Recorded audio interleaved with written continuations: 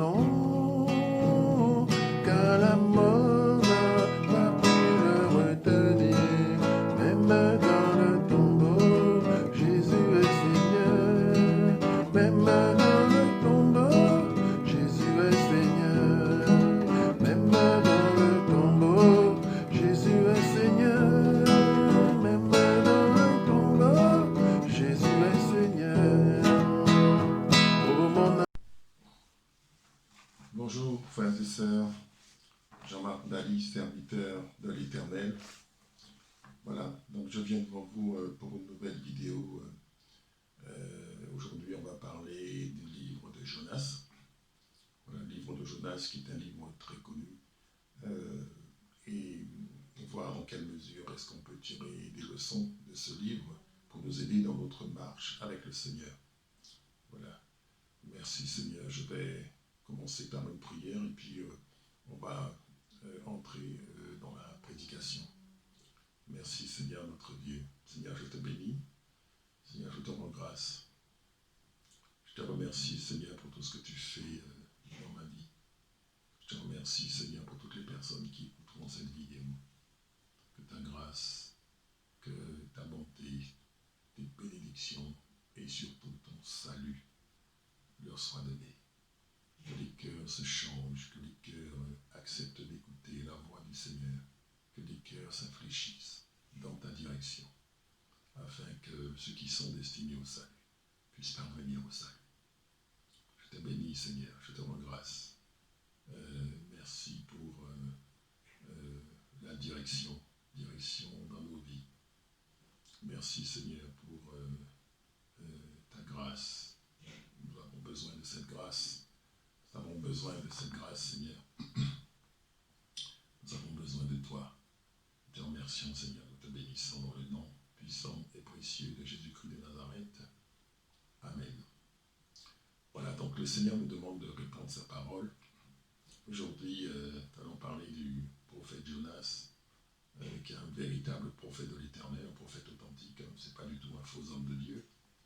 Ce n'est pas un faux prophète, c'est un vrai prophète, un prophète authentique. Mais on peut être un vrai prophète et désobéir au Seigneur. On peut être un vrai prophète et partir dans la direction opposée, et même de façon délibérée.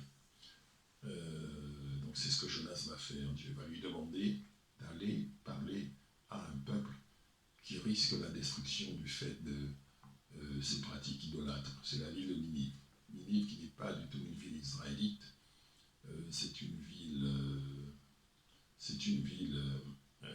qui faisait partie d'un royaume qui n'existe plus aujourd'hui parce qu'il s'est décomposé, qui s'appelle la Syrie. D'accord. Donc les gens de Ninive faisaient partie de l'empire assyrien.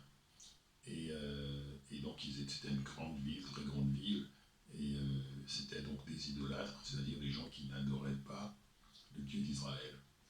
Et donc qui adoraient des idoles de tout ordre et de toute catégorie, et qui avaient probablement aussi des pratiques morales qui vont avec. Donc je pense que voilà, c'est un petit peu comme la ville de Sodome et Gomorrhe. Donc on a vu le jugement qui est tombé sur Sodome et Gomorrhe risquait de s'abattre également sur Ninive. Et le Seigneur ne se plaît pas à la destruction. C'est vrai qu'on peut dire, je vois que moi aussi je l'ai pensé, le Dieu de l'Ancien Testament est un Dieu dur, c'est un Dieu dur, il y a beaucoup de punitions, effectivement. Mais le Seigneur ne se plaît pas dans les tueries. Le Seigneur ne se plaît pas dans la destruction, parce que le Seigneur est le maître de tous les peuples. C'est lui qui a créé tous les peuples qui sont sur la terre par l'action de création de Dieu. Donc le Seigneur ne se plaît pas à détruire ce que lui-même il a créé. Et donc ce qu'il attend, c'est que même que les pécheurs se repentent, et qu'il y ait une repentance pour justement éviter la destruction, parce que le Seigneur est juste. Voilà. Alors il doit envoyer son prophète et lui dire que tu vas à Ninive et tu prêches là-bas pour qu'ils puissent changer. Ils ont besoin d'entendre une parole qui leur fera changer, parce que je souhaite leur faire grâce. Et Jonas va refuser. Voilà, Jonas va refuser délibérément. Il va prendre un bateau et puis il va partir dans une direction complètement opposé à la ville de Tarsis, située dans l'Espagne de l'époque, enfin dans l'Espagne d'aujourd'hui, et donc il s'appelait autrement. Et donc le Seigneur va manifester sa colère et provoquer une violente tempête. On va le voir dans le premier passage qu'on va lire dans ce livre, le livre de Jonas. Jonas chapitre 1, à partir du verset 4, il est écrit « Mais l'Éternel fit souffler sur la mer un vent impétueux. Il s'éleva sur la mer une grande tempête. Le navire menaçait de faire naufrage. Les mariniers eurent peur, ils implorèrent chacun leur Dieu, et ils jetèrent dans la mer les objets qui étaient sur le navire, afin de le rendre plus léger. » Voilà. La situation est difficile pour ceux qui sont sur le navire. Qu'est-ce qu'ils font? Ils sont dans une tempête qu'ils ne maîtrisent absolument pas. Et le risque, évidemment, c'est le naufrage, c'est-à-dire la mort, tout simplement. Ils sont en pleine mer, et si le bateau coule, voilà, c'est la mort. Donc, ils vont faire des choses par rapport à la situation. Il est dit que les mariniers, ils vont implorer leur Dieu. Et ça, c'est... vous savez, les païens, ceux qui ne connaissent pas le Dieu d'Israël, ils ont d'autres dieux. Par exemple, quand vous naissez dans une famille, quelle que soit la famille dans laquelle vous naissez, si ce n'est pas une famille chrétienne authentique, c'est une famille qui appartient à une autre famille spirituelle, une famille liée au prince de ce monde, qu'on les appelle, c'est-à-dire le diable, d'une façon ou d'une autre, de façon claire ou de façon masquée. Mais il n'empêche que si on n'est pas esclave de Jésus-Christ, si on n'est pas enfant de Dieu, c'est qu'on est esclave de Satan. Il n'y a pas d'autre possibilité. Et donc ces païens-là, ils avaient leur Dieu. Donc avec des appellations probablement différentes. Et même il est dit qu'ils invoquent leur Dieu. Donc ils sont parfaitement conscients du Dieu auquel, en fait, de la famille spirituelle à laquelle ils appartiennent. Et ils invoquent leur Dieu. Donc ce ne devait certainement pas être la première fois qu'ils invoquaient leur Dieu. D'accord? Et donc ce qui fait que ensuite ils vont invoquer leur Dieu, donc demander à leur Dieu de les sortir de ce mauvais pas. Donc ça c'est une solution spirituelle qu'ils essaient de trouver à la situation et au risque de naufrage auquel ils sont confrontés. Ensuite ils vont essayer de faire une solution naturelle, trouver une solution naturelle, c'est-à-dire alléger le bateau. Donc, clairement, jeter de la marchandise par-dessus bord, jeter toutes sortes de choses, comme on pourrait dire, tout ce qui n'est pas indispensable et inutile. Donc, ils privilégient leur vie et jettent, ils allègent le bateau au maximum. Mais apparemment, ce n'est pas suffisant, d'accord? Et ça continue. Alors, ça va continuer comme ça, vous voyez. On est parfois confronté dans nos vies à des situations où on n'a pas le vrai Dieu. Donc, je parle de l'état des païens. On n'a pas le vrai Dieu et on a son intelligence. Ça représente aussi deux catégories de gens, c'est-à-dire des gens qui sont, comme Derek Prince disait, il disait, la religion, la sorcellerie, c'est la religion de l'homme déchu. Et donc toutes ces choses qu'ils invoquent là, tous ces esprits impurs, ce sont des démons qu'ils invoquent. Donc ça veut dire sorcellerie, ça veut dire pratique, comment dirais-je, diabolique, ça veut dire aussi alliance avec le monde des ténèbres, sorcellerie, etc. Donc, face à la situation, ça ne marche pas. Ces puissances-là, qui sont des puissances réelles, sont impuissantes à sauver de la situation. Et puis deuxième tentative, donc pour la partie naturelle, ils vont faire une solution logique, alléger le bateau. Solution logique. Donc vous avez des gens comme ça qui peuvent dire, moi je suis athée, je ne crois à rien, je ne crois qu'au matériel, je ne crois qu'à ce que je vois, etc. Ils vont faire des choses de façon extrêmement logique, c'est-à-dire d'après leur logique à eux. Deux solutions, n'est-ce pas, qui ne fonctionnent pas dans cette situation. Ouais. Voilà. Alors, ils vont se poser la question, mais qui attire le malheur? Et ça, c'est une question spirituelle quand même. Hein. Il faut quand même une certaine dimension spirituelle pour se dire qu'il y a un sort qui s'abat sur nous. Si vous n'êtes pas spirituel, vous ne pouvez pas comprendre ça, puisque ce n'est pas des choses qui se manifestent naturellement. Si vous en arrivez à ce type de raisonnement, ça veut dire que spirituellement, vous avez un certain nombre de perceptions qui vous permettent de dire quand la situation est naturelle ou quand la situation n'est pas naturelle. Donc, ils vont chercher la cause spirituelle de leur situation. Ils se disent donc que cette tempête n'est pas normale.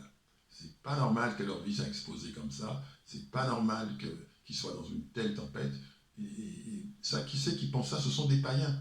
Donc, quelque part, on peut dire qu'ils ont quand même une bonne lecture de la situation. D'accord? On va continuer dans le livre de Jonas, Jonas chapitre 1, à partir du verset 6, il est écrit « Le pilote s'approcha de lui et lui dit « Pourquoi dors-tu? Lève-toi, invoque ton Dieu.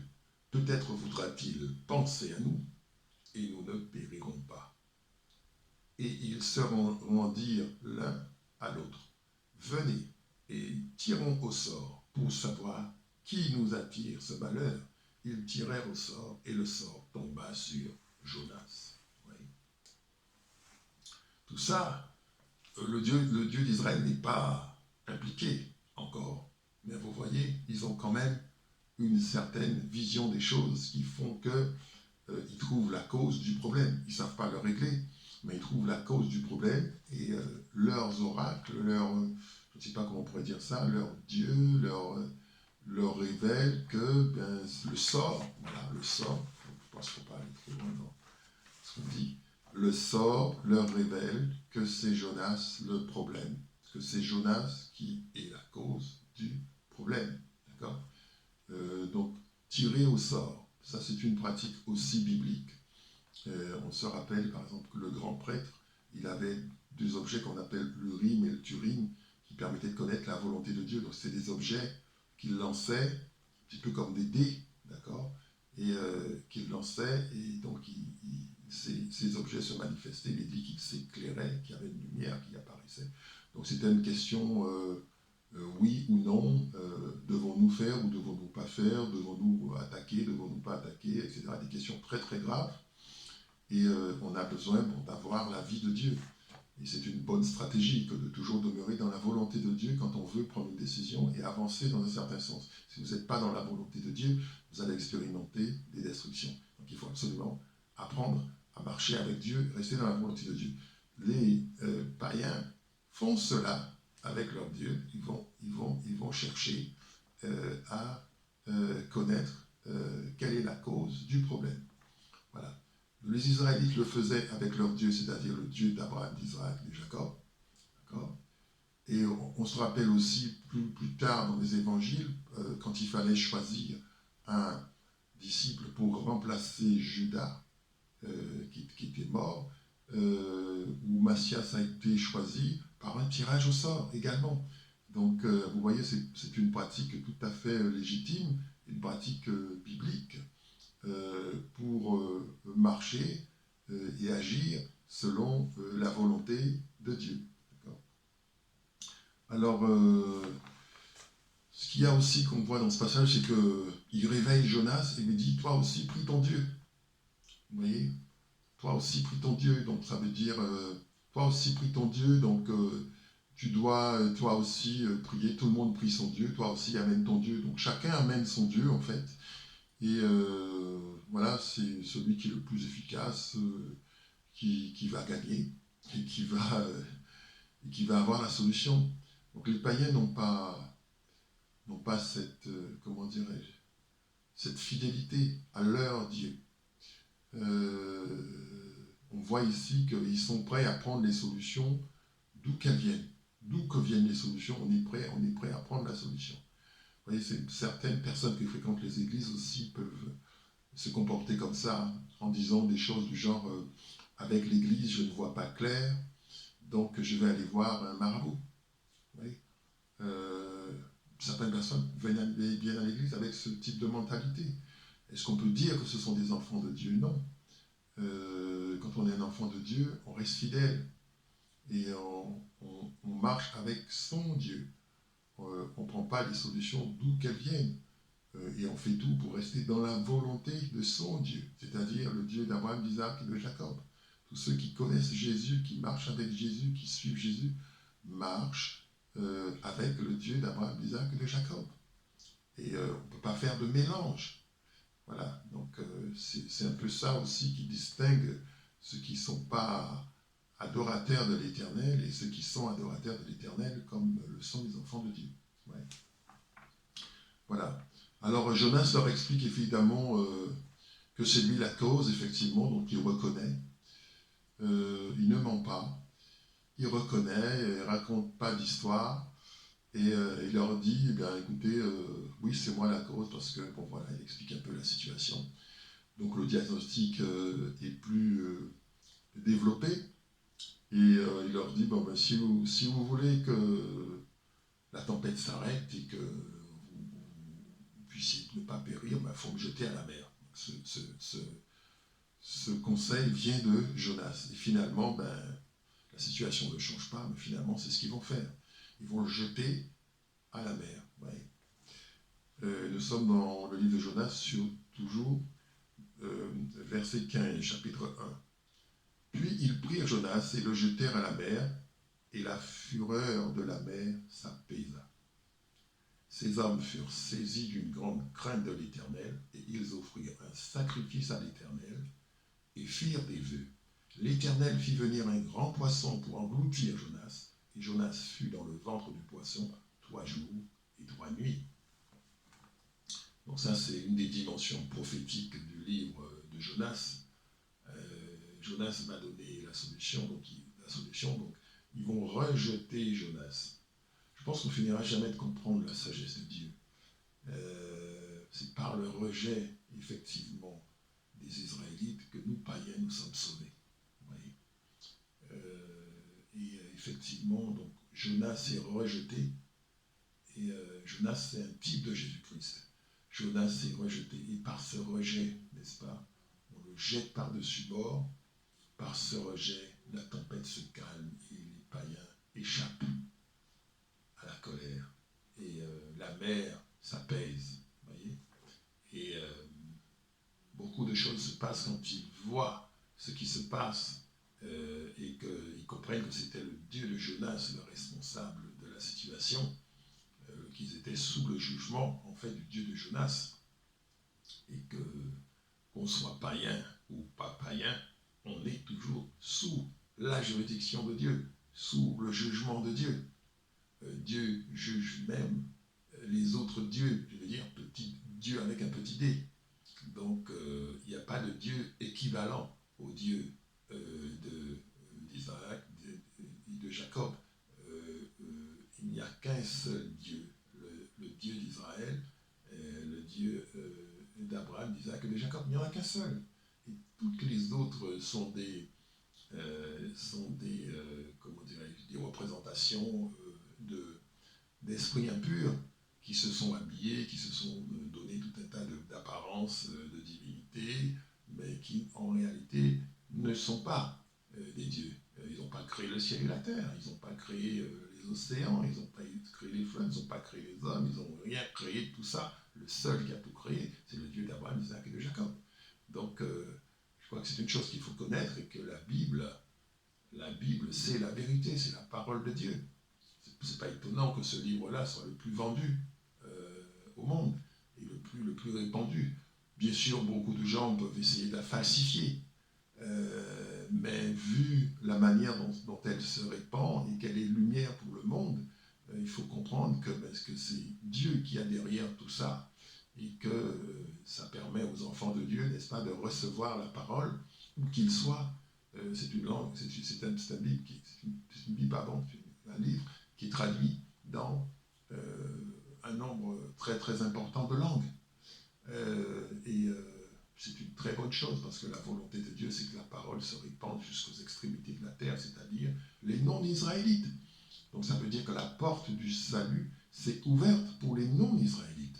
Donc c'est ce que représente ce geste prophétique que les marins vont poser en rejetant Jonas par-dessus bord.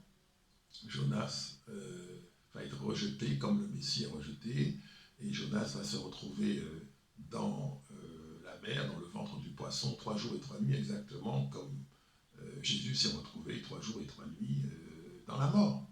D'accord ? Donc c'est très prophétique, tout ça, et c'est aussi la manière dont Dieu va régler le problème. Il va régler le problème du jugement sur les païens. D'accord ? Alors, une fois qu'ils ont jeté Jonas comme ça dans la mer, Jonas va se faire avaler par un poisson, rester 3 jours et 3 nuits dans le ventre du poisson.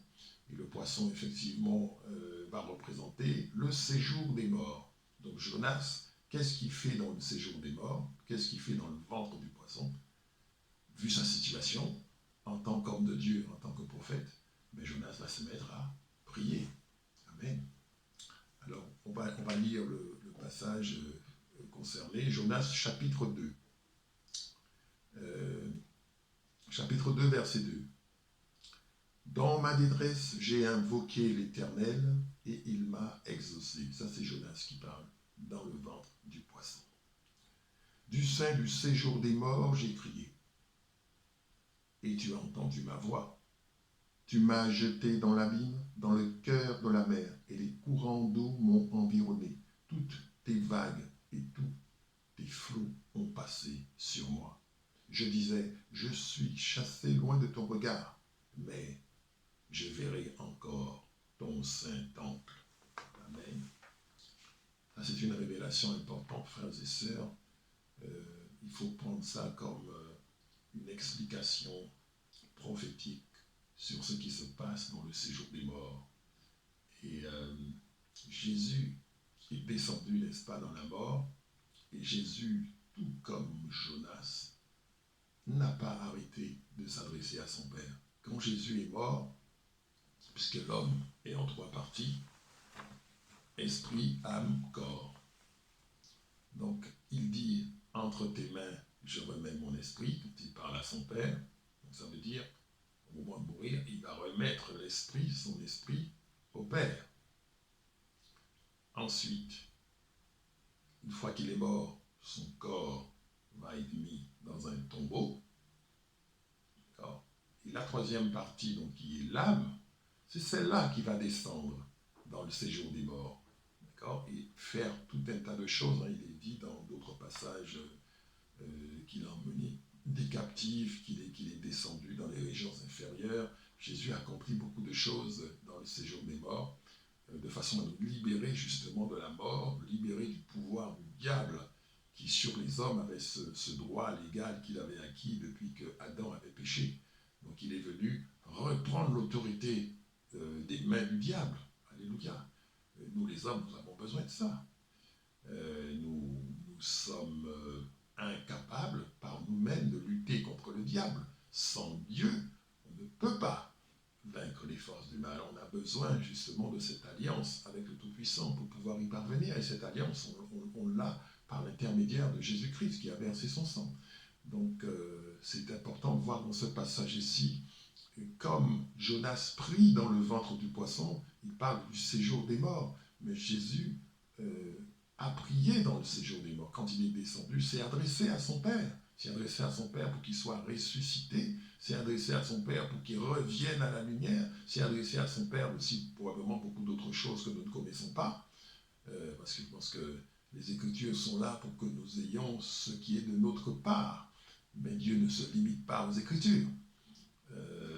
Ce qui est vrai, c'est que ce qui n'est pas dans les Écritures et qui est vrai ne doit pas s'opposer aux Écritures. Notre repère à nous, c'est les Écritures, c'est ce qui nous est donné.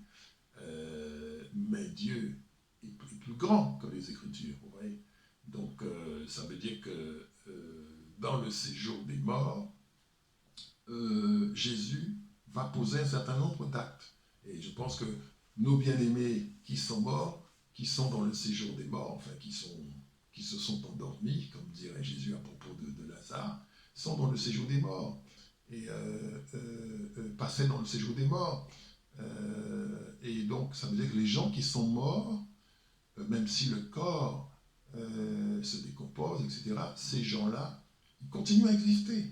Il y a un endroit où ils continuent à exister, où ils continuent à vivre, où ils ont conscience de la vie passée.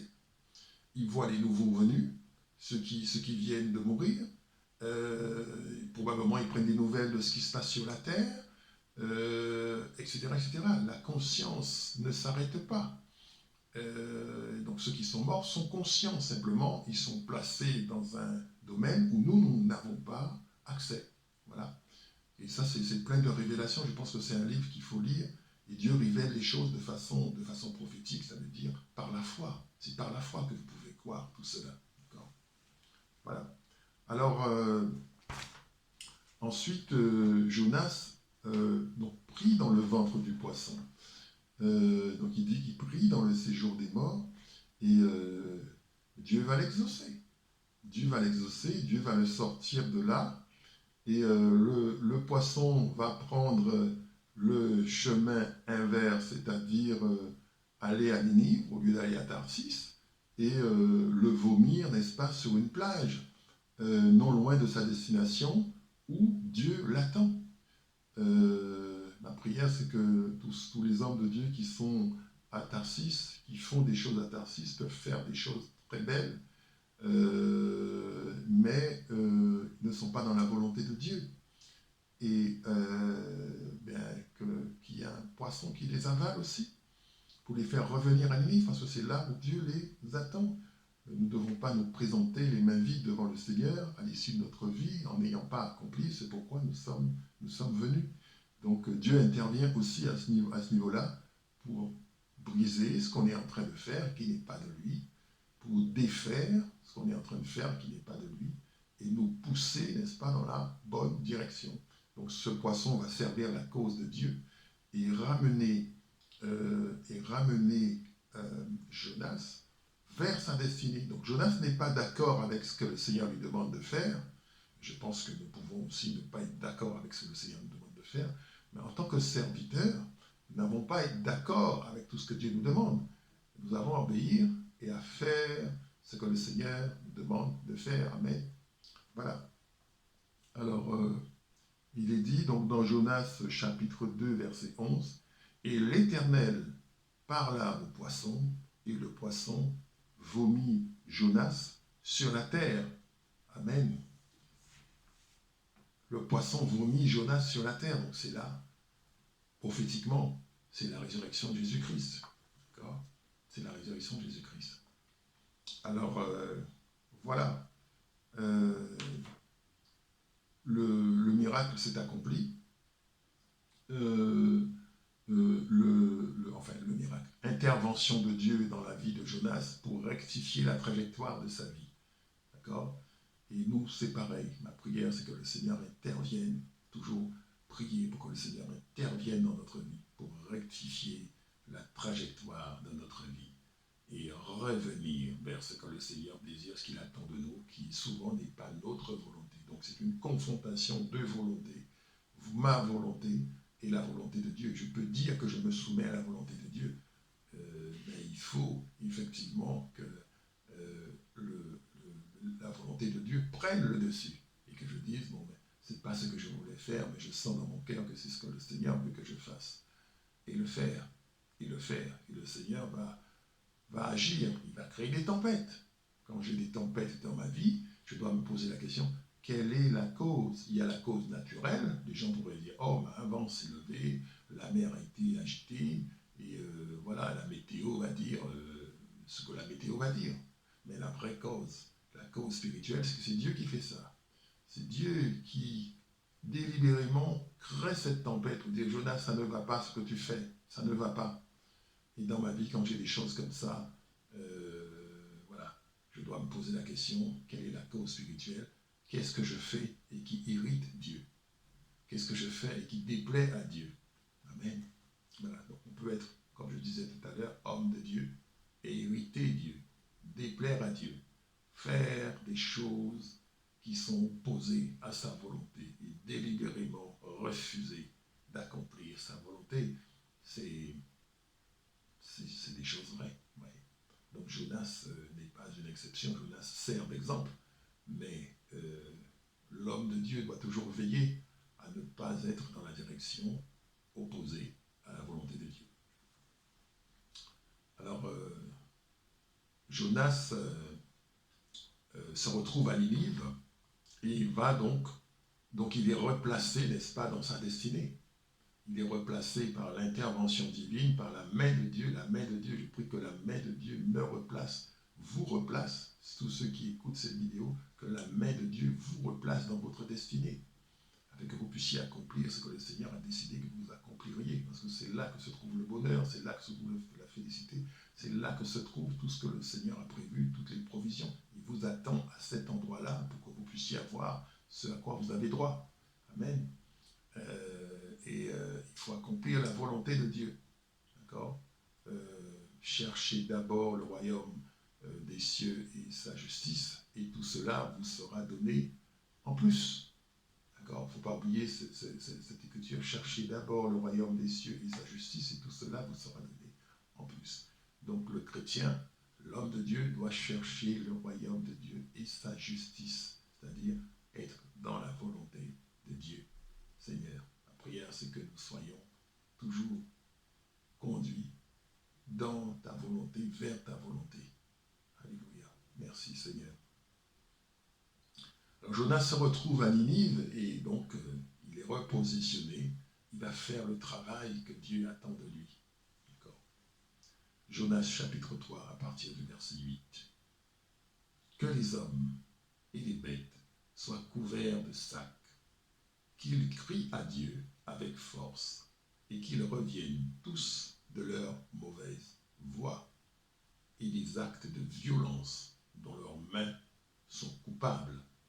Qui sait si Dieu ne reviendra pas et ne se repentira pas, et s'il ne renoncera pas à son ardente colère, en sorte que nous ne périssions point. Amen. Voilà. Donc il va commencer à prêcher et à dire aux gens de Ninive, repentez-vous. Et ces gens-là qui ne sont pas des Israélites, encore une fois, vont être touchés. Il y a des fois, on se dit qu'il y a des gens qui ne peuvent plus être touchés ou qui ont déjà commis tellement de mal qu'ils sont irrécupérables. Je pense que c'est vrai, ça peut être vrai. Mais si c'est Dieu qui vous dit, va prêcher à tel, même si c'est le dernier des pécheurs, le plus endurci des pécheurs, c'est parce qu'il sait que si vous allez lui apporter la parole, qu'il va l'accepter. Et c'est pour ça que la prédication aussi doit être accompagnée d'une parole de Dieu, d'une direction de Dieu. Sans direction de Dieu, on ne peut pas faire la prédication. On ne peut pas, comment dirais-je, on ne peut pas tout seul décider de partir en campagne d'évangélisation, de poser des actes pour évangéliser. C'est vrai que si quelqu'un vient chez vous, par exemple, vous pouvez effectivement parler du Seigneur, dire le Seigneur, dire ce que le Seigneur fait dans votre vie. Bon, déjà, la première des choses, c'est ne pas laisser ignorer aux gens que vous êtes chrétien, ne pas avoir honte d'être chrétien. Voilà. Pourquoi tu fais ça? Je fais ça, je jeûne parce que voilà, il faut que je jeûne, je suis chrétien, voilà. Que ça se sache, que vous n'ayez pas honte de votre Dieu. Dans une génération complètement acquise à la distraction, à le bien vivre, les plaisirs, etc., tout ce que le diable propose pour qu'on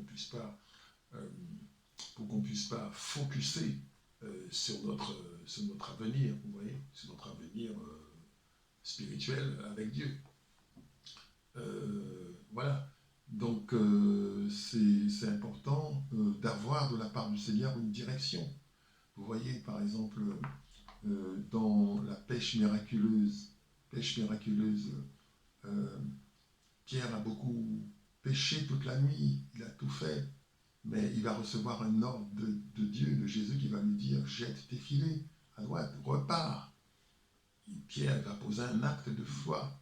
Il va dire, puisque c'est toi qui me l'as dit, bien que je sois fatigué, bien que j'ai gaspillé beaucoup d'énergie toute la nuit à essayer de pêcher, on n'a rien pris.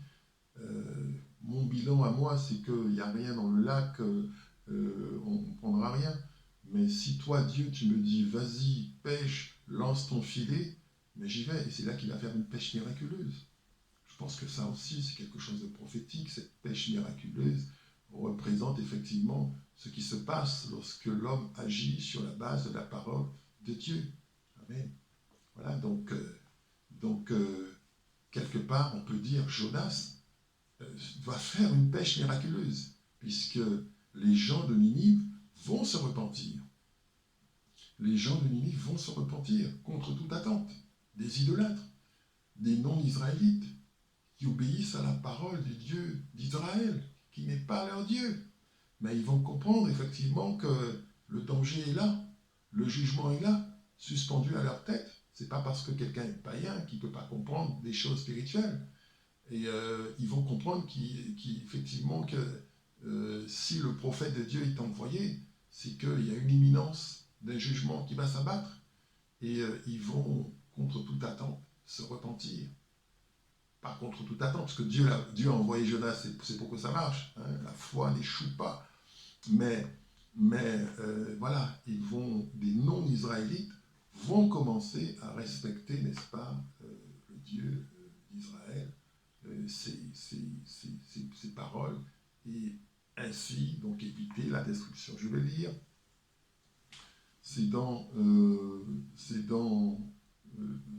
Jonas chapitre 4.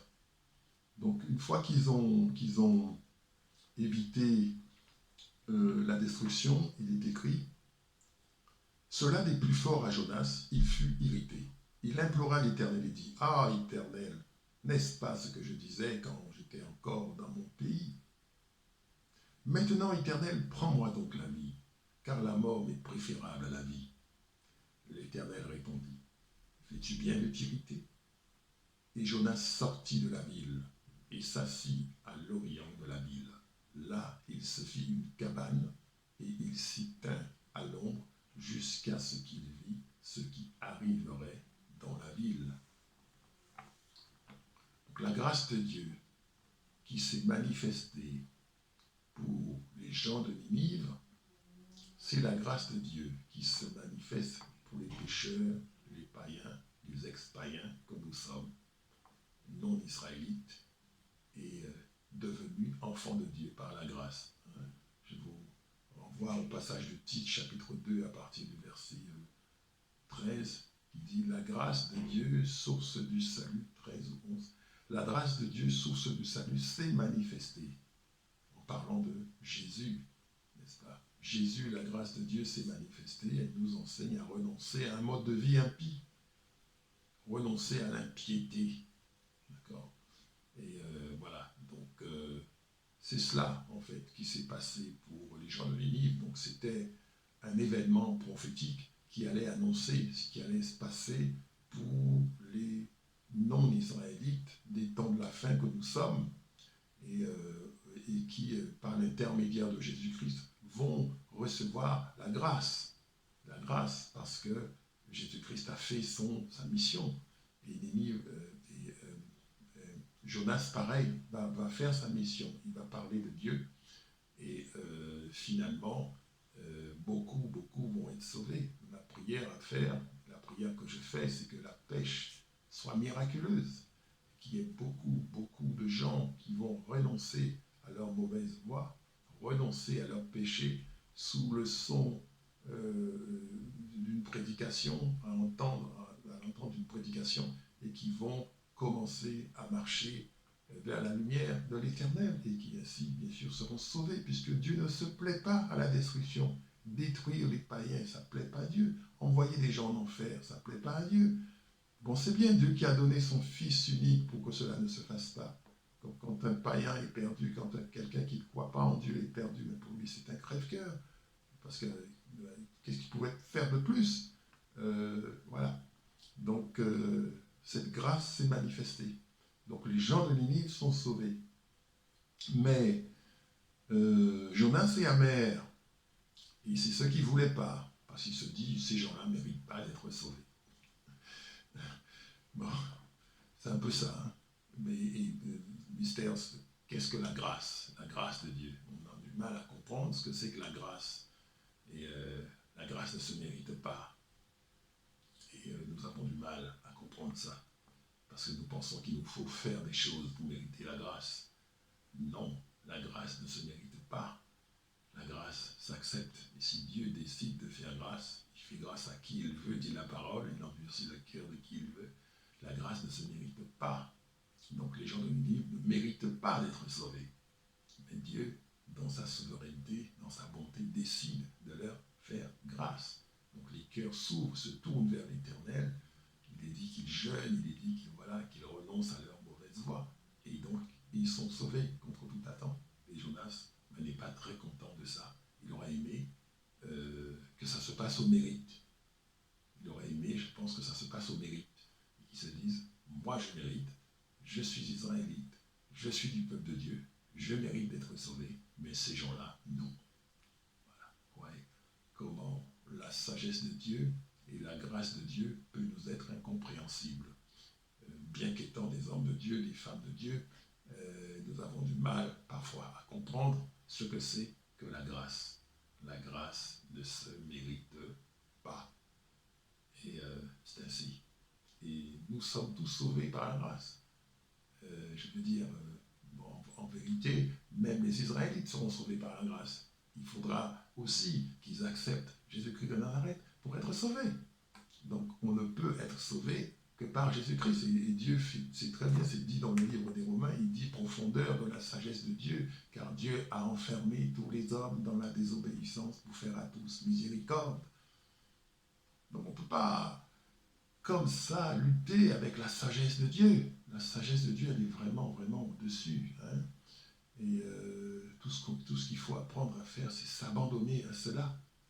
Seigneur, accorde-nous la grâce de nous abandonner à ta volonté et que tu nous fasses grâce et que nous n'ayons quoi que ce soit par nos propres mérites, mais que ce soit par grâce. Et ça, on a du mal à le comprendre. Donc Jonas ne comprend pas et il est furieux de voir que ces païens, finalement, sont sauvés. Voilà. Amen. Donc, dernier point sur le livre de Jonas, sur la justice de Dieu.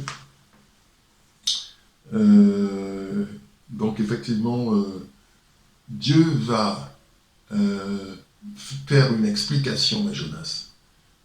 Jonas, donc, qui refuse la situation et qui estime que celui-là ne devait pas être sauvé, que Ninive ne devait pas être sauvé. Et Dieu va lui faire une petite explication. Je pense que ce passage-là est en lien avec la parabole du fils prodigue, quand le fils aîné refuse d'entrer dans la maison. Quand il voit tout ce que le père fait pour accueillir le fils prodigue, il dit, mais, en substance, il dit, mais c'est un vaurien, il est parti là manger ton bien avec des prostituées, et toi, quand il revient, tu fais tuer le veau gras.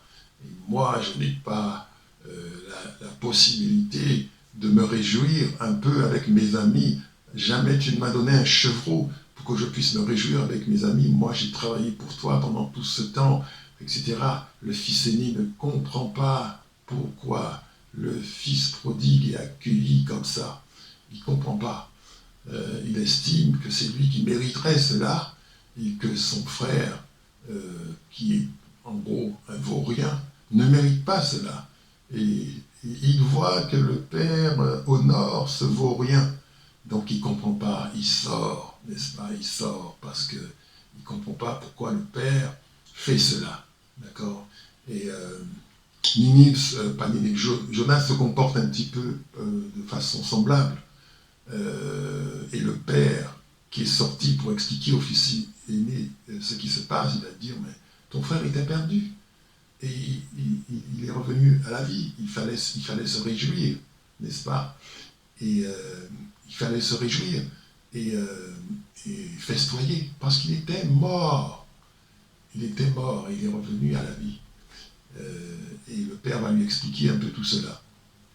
Et de même, Dieu va faire une explication à Jonas pour lui dire ce qui se passe. Alors, je n'ai pas tout mis dans le passage, mais voilà. Je vais lire donc Jonas, chapitre 4, à partir du verset 10. Il est dit, et l'Éternel dit, tu as pitié du ricin qui ne t'a coûté aucune peine, et que tu n'as pas fait croître, qui est né dans une nuit, et qui a péri dans une nuit. Et moi, je n'aurai pas pitié de Ninive, la grande ville dans laquelle se trouvent plus de 120 000 hommes, qui ne savent pas distinguer leur droite de leur gauche, et des animaux en grand nombre. Amen. Dieu explique à Jonas la raison pour laquelle il a fait grâce à Ninive. D'accord? Donc Dieu va faire pousser un arbuste, un ricin, qui va donner de l'ombre à Jonas. Et le lendemain, ce ricin va dépérir et mourir. D'accord? Et Jonas va s'irriter contre cette situation. Et Dieu lui explique, mais tu n'as rien fait pour ce ricin. C'est moi qui l'ai fait pousser, c'est moi qui l'ai fait se développer. Tu n'as rien à exiger. Tu as été abrité à son ombre pour un temps, et maintenant, ben voilà, le ricin t'est enlevé. Donc tu n'as rien à exiger. C'était une grâce, d'accord? Puisque Jonas se disait, mais pourquoi le petit arbuste est mort? Et Dieu va utiliser cela pour lui expliquer quelque chose. Il va lui dire, mais tu vois, ce peuple de Ninive, il fallait moi aussi que j'ai pitié d'eux. Il fallait que j'ai pitié d'eux parce que il est dit, ils ne savent pas distinguer leur main droite de leur main gauche. Ils ne savent pas distinguer leur main droite. Jésus va reprendre cette parole, qu'ils ne savent pas distinguer leur main droite de leur main gauche. Vous voyez, c'est, comment dirais-je, c'est un constat. Dieu veut dire par là, en fait, c'est des gens qui vivent dans les ténèbres. Ils n'ont pas la lumière. Ils vivent dans les ténèbres. Toi, tu as la lumière, tu vois ce qu'il faut faire. Mais eux n'ont pas la lumière. Ils vivent dans les ténèbres. Est-ce que je dois les condamner pour cela? Non. Dieu va choisir d'être juste. C'est-à-dire, il va juger aussi, et ça c'est un passage aussi important, prophétique, pour la raison pour laquelle l'évangile est tant répandu et doit être tant répandu dans le monde. Dieu ne va juger que des gens qui sont au courant, qui ont reçu la parole, qui ont connu Dieu, qui ont connu la révélation de Dieu. Et certains connaissant la révélation de Dieu vont refuser de lui rendre grâce. Ça, effectivement, c'est ceux-là vont passer en jugement. Mais il y a des gens qui n'ont pas eu la révélation. Il y a des gens qui n'ont pas eu la grâce de connaître Jésus. Il y a des gens, voilà, qui vivent dans les ténèbres.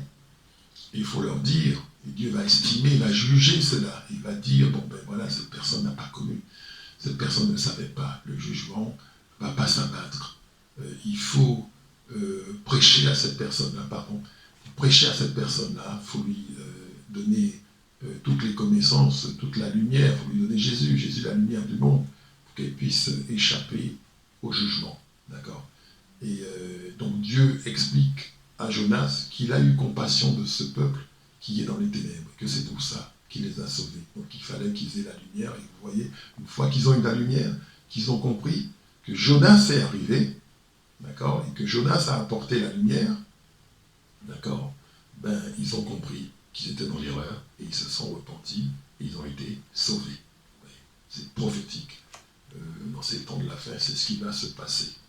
Donc voilà par un petit peu ce que je voulais vous dire par rapport au livre de Jonas, qui est un livre à méditer. Je pense qu'on ne finit pas de comprendre les significations des révélations dans la parole de Dieu, dans la Bible. C'est un livre très connu, mais c'est un livre aussi très prophétique. Et voilà, que le Seigneur vous bénisse, qu'il vous accorde sa grâce, sa paix, et qu'il vous accorde d'être des Jonas, c'est-à-dire des gens qui finalement vont se rattraper, ils vont se mettre dans la bonne direction par sa grâce, accomplir leur destinée sur cette terre par sa grâce et produire une récolte, une pêche miraculeuse par sa grâce, et qui auront le cœur suffisamment ouvert, n'est-ce pas, pour comprendre que, mais voilà, quand on a été sauvé, quand on a reçu la grâce soi-même, mais Dieu ne se contente pas de ça, il va nous équiper et puis il va nous envoyer. Il va nous dire, voilà, mais je t'ai sauvé maintenant, je désire sauver les autres. Il y en a beaucoup d'autres, des enfants de Dieu qui sont dans le monde, des enfants de Dieu qui sont dans des situations qui n'ont rien à faire là, qui sont dans des mariages qui n'ont rien à faire là, qui sont dans des postes professionnels qui n'ont rien à faire là, qui sont dans des situations qui sont même dans le monde des ténèbres, dans la sorcellerie, dans le satanisme, qui n'ont rien à faire là, mais simplement parce qu'ils sont aveuglés, hein, ils commettent des choses abominables. Donc il faut comprendre que le Seigneur comprend cela, et le Seigneur a le désir de sauver ses enfants, où qu'ils se situent, et il ira les chercher au point où ils en sont. Donc s'ils sont satanistes, il ira les chercher dans le satanisme, vous voyez. S'ils sont voleurs, il ira les chercher en prison, il ira les chercher. Où qu'ils soient, Dieu peut les toucher. Il n'y a pas d'endroit qui soit trop loin pour que le bras du Seigneur puisse sauver. Que le Seigneur vous bénisse, qu'il vous accorde sa grâce. C'était Jean-Marc Bali sur le livre de Jonas. Je vous bénis au nom puissant et précieux de Jésus-Christ de Nazareth. Amen. Oh mon âme, bénis le Seigneur, et mon esprit magnifie son nom, car la mort n'a pas pu le retenir, même dans le tombeau, Jésus est Seigneur, même dans le tombeau, Jésus est Seigneur, même dans le tombeau, Jésus est Seigneur, même dans le tombeau, Jésus est Seigneur. Oh mon âme, bénis le Seigneur, et mon esprit magnifie son nom, car la mort n'a pas pu le retenir, même dans le tombeau, Jésus est Seigneur, même dans le tombeau, Jésus est Seigneur, même dans le tombeau, Jésus est Seigneur, même dans le tombeau, Jésus est Seigneur, même dans le tombeau, Jésus est Seigneur.